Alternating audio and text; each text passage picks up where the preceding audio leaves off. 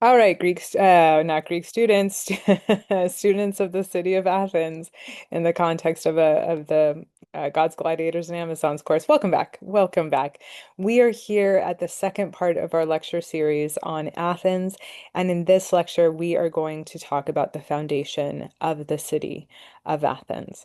So let me remind you that in my opinion, in the kind of ethos of this class, there's many different ways to a city could be said to have many different beginnings. So where we're going is kind of arbitrary, but these are, I think, what we're going to be talking about are kind of the foundational facts of Athens. So we're going to be talking not only about how people came together and how that's supported by archaeological evidence, but we're also going to look at the foundation myth of Athens, the myth the Athenian people told themselves about how their city started. So I think it's really interesting. Sorry, one of my cats just walked in. She obviously finds it fascinating. And in this picture, this is actually from the Acropolis. These ruins were found in the 20th century, perhaps in the 21st century.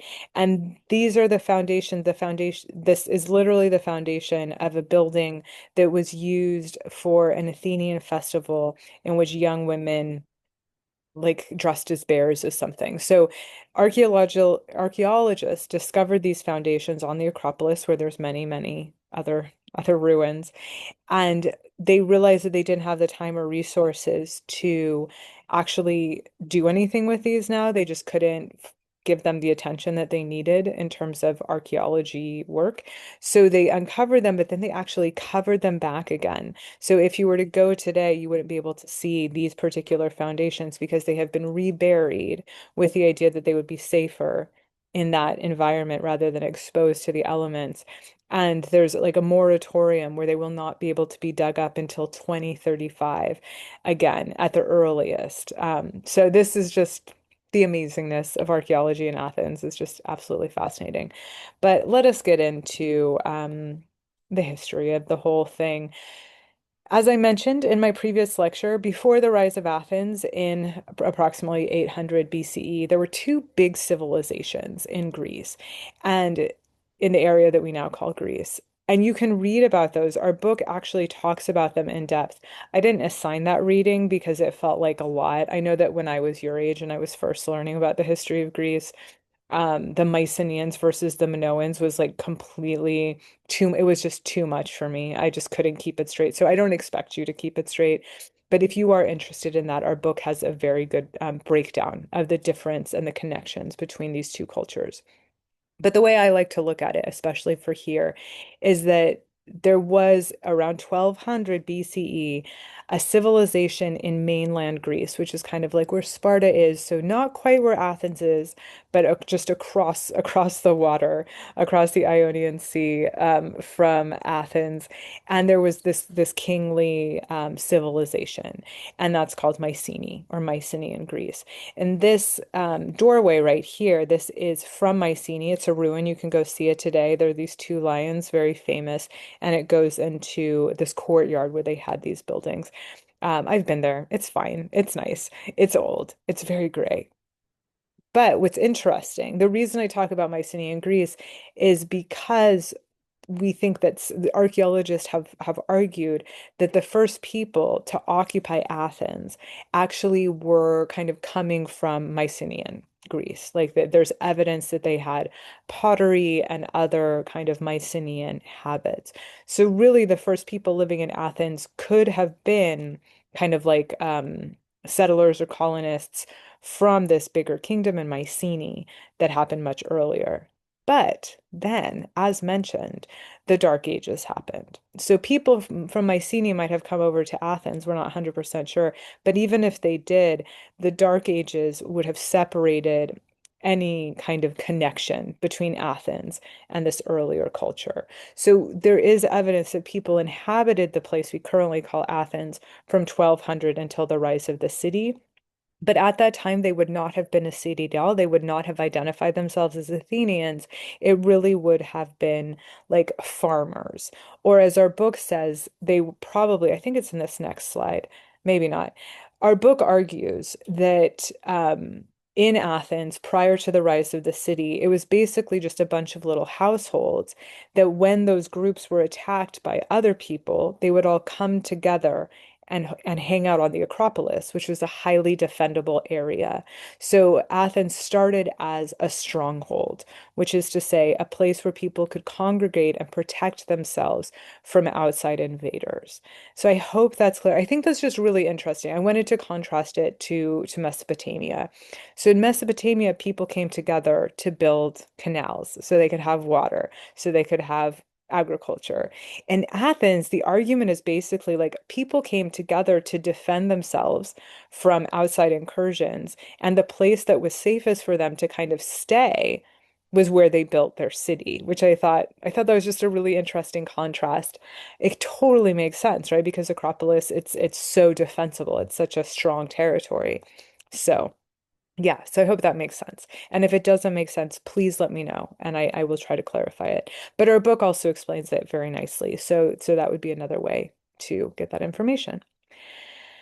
So yes, around 800 BCE, the polis begins to emerge in Athens. Now, polis is the Greek word for city, and let me tell you that next year when this class is being offered, it's probably going to be called the polis and the herbs. So you got this early information. So polis means city. You can see the Greek word here, polis. It is, of course, the origin of our word politics, etc. Anything with poly. If you're a poli sci major, now you know the Greek polis scientia. Though I just never mind, never mind. Um, but what's interesting, and I didn't even know until I read our textbook, that the original kind of proto word use of this word was stronghold. Stronghold is just a castle. It's a place that is able to be defended from enemies. So, yeah, I hope you found that as interesting as I did. So the city starts to arise in and around the Acropolis.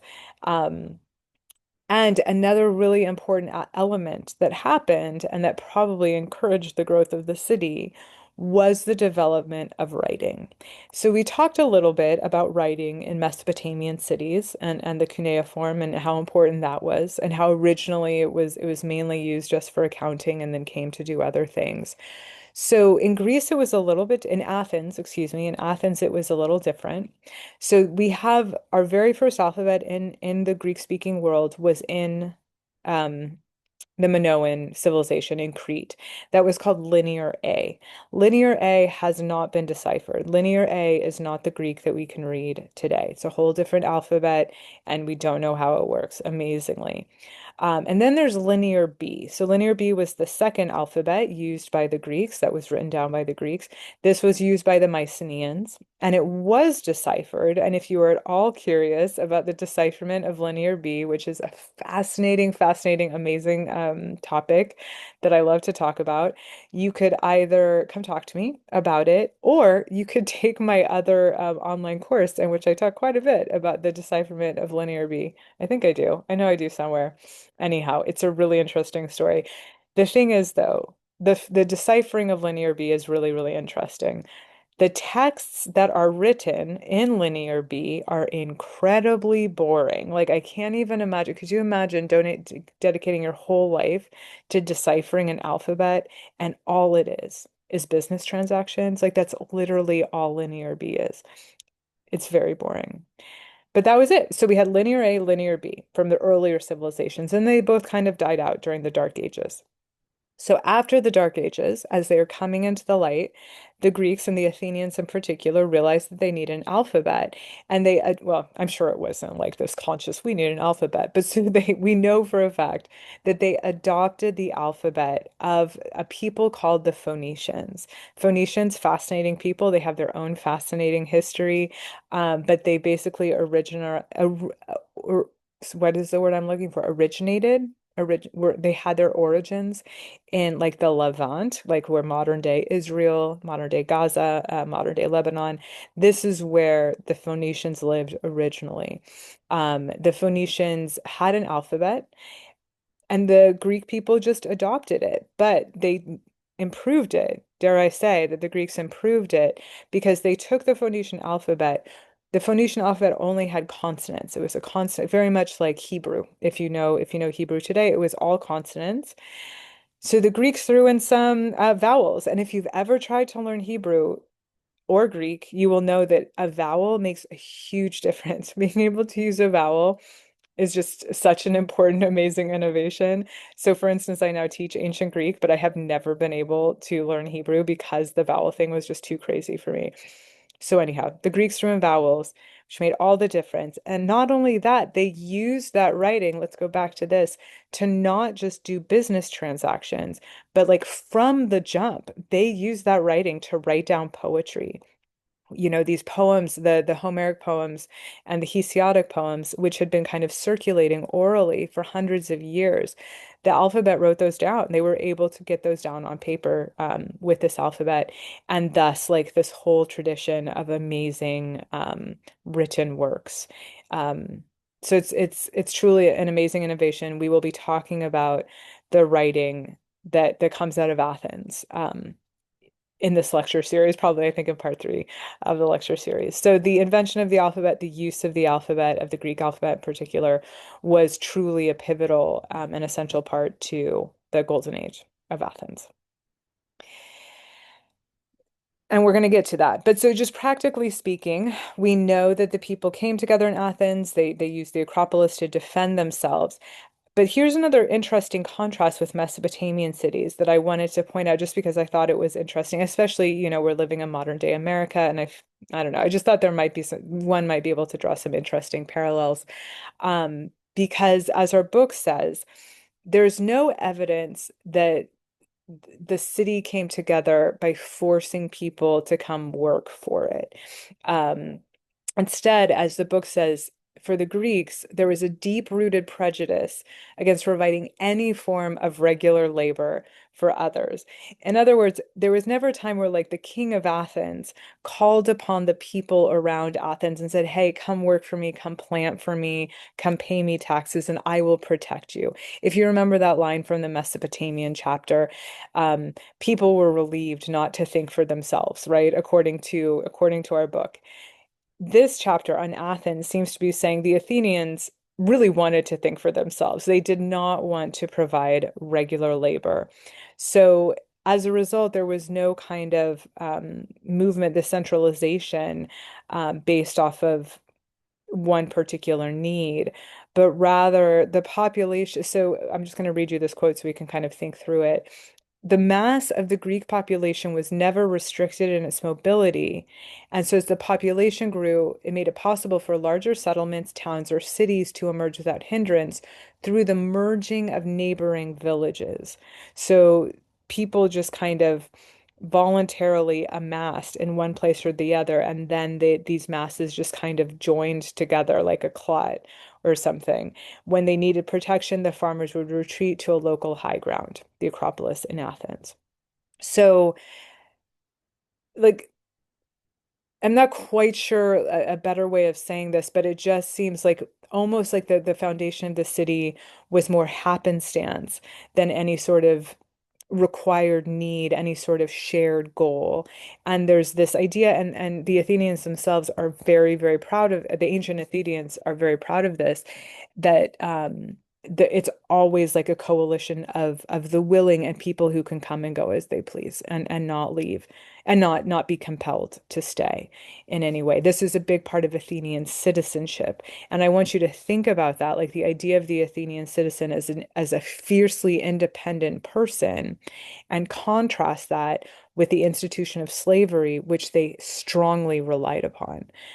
So we will get to that. But anyhow, that is kind of how the polis came together, is just this like happenstance, like conglomeration of people. Eventually the city will be described as Aristotle does here, that a city in particular a Greek city was a community living primarily in the city but drawing on the lands outside of it for its supply. So in Athens in particular, you would have people living in the city of Athens, but most of those people had farms outside of the city of Athens that provided them the resources so they could live in the city. The book talks a lot about this. I think it does a very good job. It keeps it very kind of straightforward, describing the average size of the farm, what the farm produced. We're going to talk about that a little. But yes, and so people live primarily in a city. They draw on land. The community needs to find ways of governing itself, hence politics. So this is Aristotle's view, and of course, we love Aristotle. Love a good Aristotle quote. So that is like the social science archaeological understanding of the Birth of Athens. It is in our book. But just as a treat, I wanted to share with you the founding myth of Athens, which is not in our book. This is coming from something called the Bibliotheca, which is a source, a text. I do believe it's compiled by a guy named Apollodorus. It's coming from Alexandria, actually. So we won't talk about this, but it's written down by scholars in Alexandria, the city that we're going to be looking at in the next module. But there's many different versions of this myth, so I just tried to kind of give us the shortest version. So once upon a time, there was a goddess, Athena. So many of us know who Athena is. I just realized, I mean, if we want to talk about Athena, we can. Athena is the goddess of wisdom. She is the goddess of war. She is the virgin goddess. She's amazing. She encompasses so many things. And when I say she's the goddess of war, she's the goddess of the good kind of war, the noble war, as opposed to Ares, who is the god of like bloodthirsty war, of violent war. We're going to see a picture of how Athena was born from the head of Zeus, and I'll talk about like her birth then. But so there's the goddess Athena, who is also, as I said, virgin goddess. She is very untouched by men. But one day she had to meet up with Hephaestus, who's the god of the forge, and who the forge meaning like the ironwork. He's a craftsman kind of god, and he's normally actually kind of a chill, like normal, like not easygoing god.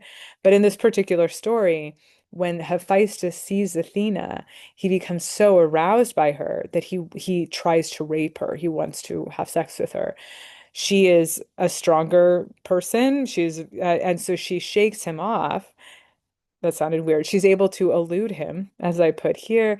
But in that process, he ejaculates onto her dress. Some of his semen landed on her dress or her leg or some part of her body. So Athena takes a wool cloth and she wipes the semen off of her body, and then she drops the wool cloth onto the ground. So from that semen, the very first king of Athens, a man named Erichthonius, was born. Erichthonius becomes the first king of Athens, and then there's many like there's so many convolutions of what happens with Erichthonius and his family afterwards, that I'm not going to talk about because, as I say, it's not even intro myth. The story of Erichthonius is so complicated that it needs like a whole intermediate myth situation. But the idea is basically Erichthonius is the root of the Athenian people. All of the people of Athens are coming from this guy, Erichthonius. And I didn't put this here, and this actually, I'm glad that I didn't because it's just extra information. But if you know this particular word, chthonus, sorry, let me go back. Um, Chthonus means earthborn, rising from the earth. So Erichthonius rose from the earth after the semen was dropped on the earth. But the people of Athens themselves call themselves autochthonous, which is related to this, which means rising from the earth. They felt like they had this connection to the actual literal earth of Athens. This was a big part of their kind of citizen ideal, was that you had been. So I mean, I don't think this is important, especially not in California, but in the US, we have this idea of the Mayflower, like descendants of the Mayflower. In Athens, it would be descendants of Erichthonius, right? Like these kind of original citizens. Um, so yeah, so that is the founding myth of Athens. If you would like more details, please let me know. But so here, this is a temple. We saw this on the top of the Acropolis. It was a little bit to the left of the Parthenon. But this temple is called the Erechtheum. It is a temple for Erichthonius.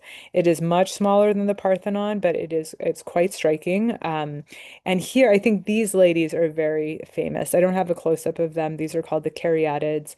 Um, they are mainly at the British Museum at this point, but so this is a temple to the first founder of Athens, king born. Okay, so let's take a pause for just a second. This is going to be too long of a lecture. Actually, I think we're almost done with this one.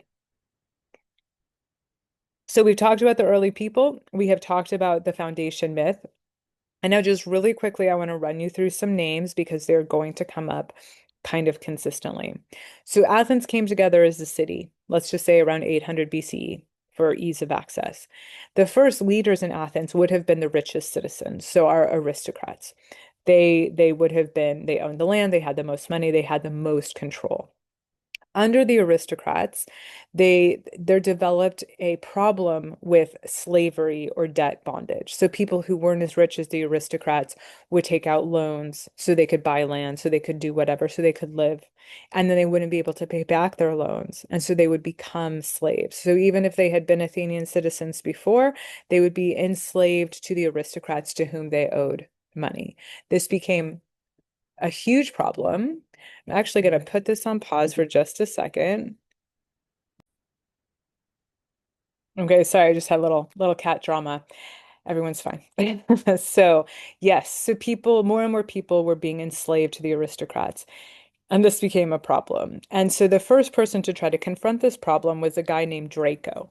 Draco the lawgiver, also obviously famously the inspiration for Draco Malfoy. Draco, I think, is related. Is it related to the word? No, never mind. Forget what I was going to say. But if you've ever heard the phrase draconian, this comes from this. Draconian means overly strict, very, very harsh. And that was the general thought about Draco's laws, was that they were incredibly strict, incredibly restrictive. And they didn't last for very long.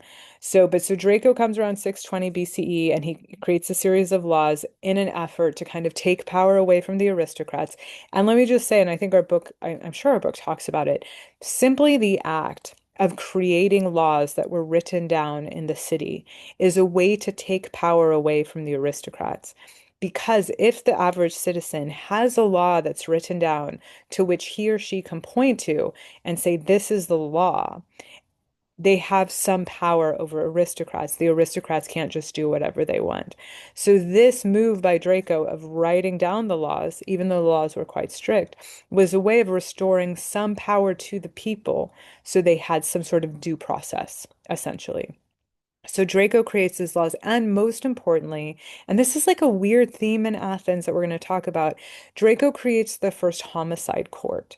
So he gives people a place to go to prosecute unlawful death, which is again, you can kind of see how this would happen. So let's say you have a rich guy. Well, I'm not going to mention Gilgamesh, but let's say you have like an aristocrat who kills a poor person. The aristocrat now, the poor person's family can now take that aristocrat to the homicide court to get some compensation for the death of their family member. So this is a radical new innovation that will stay consistent. So Solon, who was a poet as well as a lawgiver, comes around a mere 30 years after Draco, and he creates a whole different set of laws, which are much more reasonable than Draco's laws. They are still aimed at, I do think, and I will try to confirm this, my recollection is that Solon actually abolishes debt slavery. And he says if you are a citizen of Athens, you cannot be enslaved to another person for debt. So he had some radical laws. They are discussed in our reading. And what's really interesting, Solon creates the laws, and then he leaves Athens for 10 to 20 years, so no one could force him to change the laws back. And Solon is a big part of Herodotus. If you've ever read Herodotus, he's always described as a very wise person. He seems like an absolutely decent human being. Um, yes, so that's Solon. And he creates these laws. What he doesn't do, though, is he does not change the homicide courts. The homicide courts stay exactly the same. So, one more step closer to democracy coming through Solon. Then, approximately 50 years later, we get this guy Pisistratus, and he is the tyrant. So, the aristocrats are in charge even during Draco, even during Solon. When Pisistratus comes, he is a tyrant, and when I say tyrant, all I mean is that he was an extra-constitutional leader. He did not take control of the city through constitutional or legal means. Instead, he just kind of kept taking control. Like it's very, we don't have that. It's always just very confusing how he does it. One of the stories I know is that Pisistratus came into town, into Athens, and he was on a wagon and he found just a very tall woman to walk beside the wagon. And he told everyone that she was an Amazon and she was here to protect him. And so Athens was like, okay, I guess you and the Amazon can just rule the city. So amazing. But so he was just quite a character, quite a charismatic person. And though he was a tyrant, he actually did quite a bit of good for the city in terms of consolidating power, um, just regular, making things run efficiently and run smoothly. So Pisistratus is often looked at as a very good ruler of Athens. The problem was is that he died. He died in 527, and his two sons were absolute idiot jerks, which is like very consistent. This always happens in history. And so they got killed, and so everything ended up in flames. Then, about 20 years later, we have this guy Cleisthenes. Cleisthenes came in with a series of reforms for the government that really gave more power to the people. And what I learned in graduate school, so I'm hoping is still spoken today. I'm pretty sure a book supports me on this, is that it's really under Cleisthenes that we see democracy flourish. It's when the systems, the councils, the way laws are made, the way the city was run was because of this guy Cleisthenes and his reforms. They were not perfect. It was not a complete democracy. It will be altered, but it was in 509 BCE that we really see Athens first truly being governed as a democracy, which we will talk about in the next lecture on government. So that is our brief history. And you might be asking yourself, like, what am I responsible for? I think as long as you kind of know Draco and Solon, like if you're familiar with what these names are doing, this is really all you need to know. The book has much more information in case you were curious about that. But the reason I wanted to have this slide isn't so you're like, oh, let me get all these dates in my head, but just kind of you can see how Athens starts as nothing and then it becomes an aristocrat-led city. And then we have these men coming in and creating accessible laws that take power away from the aristocrats and transfer them to the people. So, how that happened in Athens, I wanted us to see that Athens didn't rise up as a democracy, but it was through this slow process, through these big names, that we got to democracy. So that's kind of the learning objective of this particular slide. But what truly put Athens on the mark, on the map, what truly made Athens the city that it was the Persian Wars. So, as our book says, the Persian Wars are often seen as the moment when the Greeks acquired their true identity. For those cities who played a major part in the conflict, this may have been true. So, a very, very, very gross, not gross as in gross, but like overarching interpretation of the Persian Wars is that Persia was an empire, right? It was not an evil empire. There was a lot of good things about it, but it was an empire, and people paid obeisance to the emperor. Um, these little cities in Greece were, as noted by our book, fiercely independent, right? Like really just obsessed with self-governance and with their identity as Greeks. Like this was very important to them. And so what we see is that these small little cities who have absolutely no resources, no money, all they all they have is grit, truly, and some really brilliant military generals and the land that they know very well. These little cities defeat this huge empire that had been defeated by no one before and stayed free and managed to stay free. So that kind of identity of it, the idea that these Greek people won through sheer determination and the power of identity, um, was really important to the Athenians' understanding of themselves. And we are going to see that in almost all of the art that we look at in this course. And so it's important to, even though we don't have time to talk about the Persian Wars kind of in general, it's important to recognize that the Athenians came out of this feeling so proud of their ability to defeat a seemingly invincible foe. So that ended, and Athens rose after that with this kind of true identity. They became who they always knew they could be. So I think, yes, so this is where we're going to end our foundations, the foundations of Athens. The next lecture will be on the government and social groups. So so come back to learn about how Athenian government worked and who it worked for and what it was and what it wasn't. And please, as always, if this lecture raised more questions than it answered, or if it just raised any question that you would like an answer to, please don't hesitate to reach out one way or the other, and I will try to address it. But otherwise, thank you, and I will see you next time.